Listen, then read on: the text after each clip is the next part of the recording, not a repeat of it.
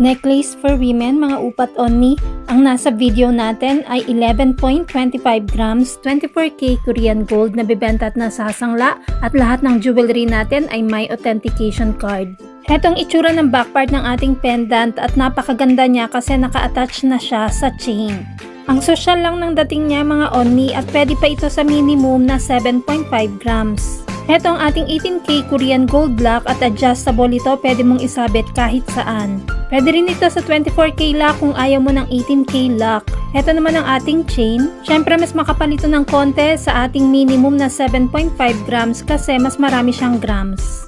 Meron din itong pang set na ring at bracelet para sa mga gusto ng set. Ang rate ng gold ay nagbabago everyday kaya hindi natin nilalagay ang price sa video. Kung gustong malaman ng updated price, mag-inbox kay Michelle Yu sa Facebook or follow Mabenta Kay R Jewelry sa YouTube or TikTok channel.